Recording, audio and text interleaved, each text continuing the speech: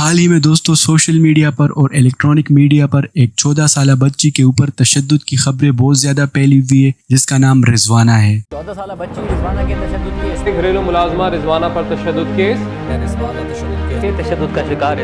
رضوانہ کو کس نے ٹارچر کیا، ٹارچر کرنے کی وجہ کیا ہے اور ابھی تک پولیس اور کورٹ نے اس واقعے کے بارے میں کیا کیا ہے، یہ ساری ڈیٹیلز ہم جانیں گے اس ویڈیو میں۔ اور اس سے بھی اہم چیز جو ہم اس ویڈیو میں جانیں گے کہ اس طرح بچوں کو کیوں ٹارچر کیا جاتا ہے، کون سے ایسے ریزنز ہوتے ہیں جن کی وجہ سے اکثر بچوں کے اوپر ٹارچر کے واقعات سامنے آتے ہیں۔ دراصل یہ واقعہ کچھ اس طرح ہے کہ سرگودا سے تعلق رکھنے والی ایک 14 سالہ لڑکی جس کا نام رضوانہ ہے، وہ اسلام آباد کے ایک سول جج عاصم حفیظ کے گھر پر خادمہ کے طور پر کام کرتی تھی، جسے 10,000 روپے مہینہ دیا جاتا تھا۔ لیکن کچھ ہی دنوں پہلے جب وہ سرگودا اپنے گھر پہنچی تو وہ انتہائی بری حالت میں تھی۔ اس کے والدین نے اسے ہاسپٹل میں ایڈمٹ کیا جہاں اس کی ٹریٹمنٹ سٹارٹ ہو گئی۔ اس کے بعد اس کے والدین نے ایک FIR فائل کیا جس میں یہ کہا گیا کہ ان کی بچی یعنی رضوانہ کے اوپر انتہائی بری طریقے سے تشدد کیا گیا ہے اور ٹارچر کرنے والے کوئی اور نہیں بلکہ وہی سول جج عاصم حفیظ اور اس کی بیوی سومیہ عاصم ہے جن کے گھر پر رضوانہ ایک خادمہ کے طور پر کام کرتی تھی۔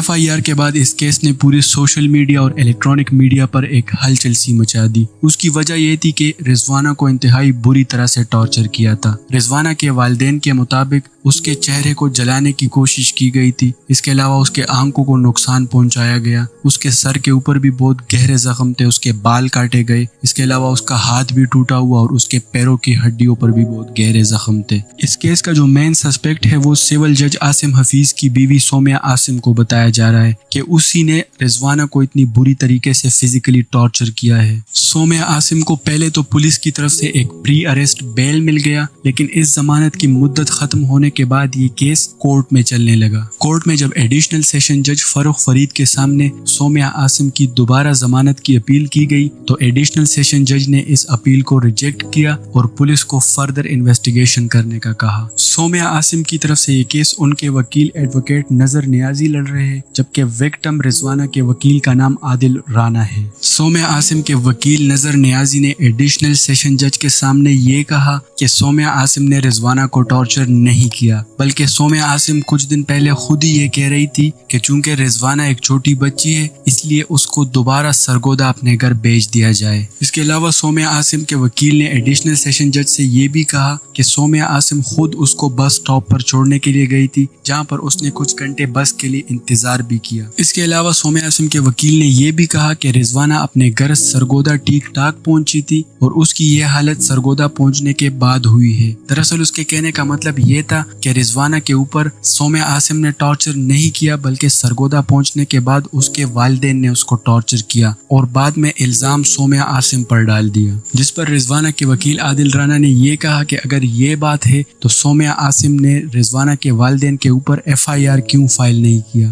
وہ بار بار رضوانہ کے والدین کو رشوت کیوں آفر کر رہے اور اس کے والدین کو بار بار دھمکیاں کیوں دے رہے ہیں؟ اس پورے کیس کو سالو کرنے کے لیے ایک جنرل انویسٹیگیشن ٹیم بنائی گئی ہے جو کہ سومیہ عاصم سے بھی انویسٹیگیشن کرے گی اور رضوانہ کے والدین سے بھی انویسٹیگیشن کی جائے گی۔ ڈاکٹرز کے رپورٹ کے مطابق رضوانہ کی کنڈیشن انتہائی کریٹیکل ہے اور اس کی باڈی پر 14 زخم ہے۔ اس کے علاوہ ڈاکٹرز نے یہ بھی کہا کہ چونکہ رضوانہ کو ٹائم پر میڈیکل ٹریٹمنٹ نہیں دی گئی جس کی وجہ سے اس کے کچھ زخم گل چکے ہیں۔ اس پورے کیس میں بس سٹاپ کے کچھ CCTV فوٹیجز بھی سامنے آ رہا ہے جس میں صاف دیکھا جا سکتا ہے کہ ایک بندہ ایک کم عمر بچے کو لے کر بس کے اندر جا رہا ہے۔ جن لوگوں کو نہیں پتا ان کے انفارمیشن کے لیے بتاتا چلوں کہ پاکستان میں چائلڈ لیبر کے اگینسٹ ایک لا ہے جس کے اکارڈنگ کوئی بھی 18 سال سے کم عمر لڑکا یا پھر لڑکی کہیں پر بھی ایز اے لیبر کام نہیں کر سکتے۔ یہ بات ایڈیشنل سیشن جج نے بھی سومیہ عاصم کے وکیل کے سامنے دہرائی کہ سب سے پہلے تو رضوانہ کا اس گھر میں کام کرنا ہی غلط ہے اور ایک جرم ہے، ٹارچر تو بہت بات کی بات ہے۔ جنرل انویسٹیگیشن ٹیم کے رپورٹ اور رضوانہ کے ہوش میں آنے تک اس پورے کیس کو روکا گیا ہے تاکہ رضوانہ کا بیان لے کر اس پورے کیس کو اچھے طریقے سے سمجھا جا سکے۔ تب تک کے لیے سسپیکٹ سومیہ عاصم کو اریسٹ کرنے کا آرڈر بھی دے دیا گیا جس کے بعد پولیس نے اس کو کورٹ سے ہی اریسٹ کر لیا۔ دوستو رضوانہ کے اس پورے ٹارچر کیس سے پہلے بھی بہت سارے چائلڈ ٹارچر کیسز سامنے آئے ہیں جس کے بعد سوال یہ پیدا ہوتا ہے کہ اس طرح کے کیسز کیوں سامنے آتے ہیں، کیوں اس طرح بچوں کو ٹارچر کیا جاتا ہے، اور ان کیسز کے متعلق انسان یہی سوچتا ہے کہ جو لوگ یہ ٹارچر کرتے ہیں کیا ان کے اندر تھوڑی بھی انسانیت نہیں ہے۔